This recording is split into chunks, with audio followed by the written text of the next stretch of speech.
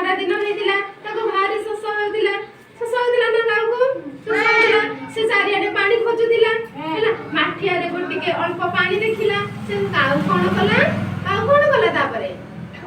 ତା ଥଣ୍ଟ ବୁଡେଇଲା ପାଇଲା ନାହିଁ ତାପରେ କଣ କଲା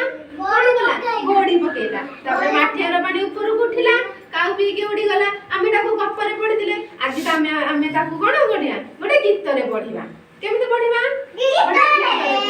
ତାହେଲେ ମୋ ସାଙ୍ଗରେ ସବୁ କହିବ ହେଲା ମୋ କାକ ଗୋଟିଏ ଖରା ବେଳେ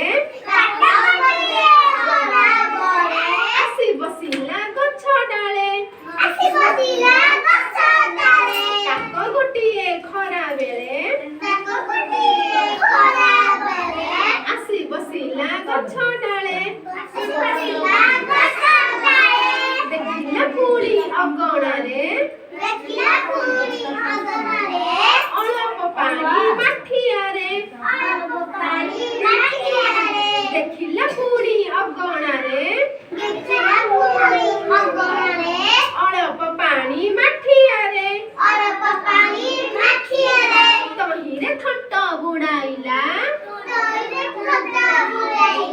ହାତର ଥଣ୍ଟ ନ ପାଇଲା ତହିଁରେ ଥଣ୍ଟ ବୁଡାଇଲା ମାତର ଥଣ୍ଟ ନ ପାଇଲା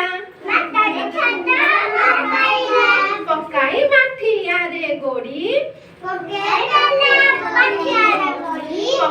ମାଠିଆରେ ଗୋଡି ପାଣି ପିଣ ଗଲା ଉଡି କାହା ପାଟି ଶୁଭିଲାନି ଆଉ ଟିକେ ଜୋରେ କହିବା କାକ ଗୋଟିଏ ଖରା ବେଳେ ଆସି ବସିଲା ଗଛ ଡାଳେ କାକ ଗୋଟିଏ ଖରା ବେଳେ ଆସି ବସିଲା ଗଛ ଡାଳେ ଦେଖିଲା ପୁଣି ଅଗଣାରେ ଅଳପ ପାଣି ମାଠିଆରେ ତହିଁରେ ଥଣ୍ଟ ବୁଡାଇଲା ହାତର ଥଣ୍ଟ ନ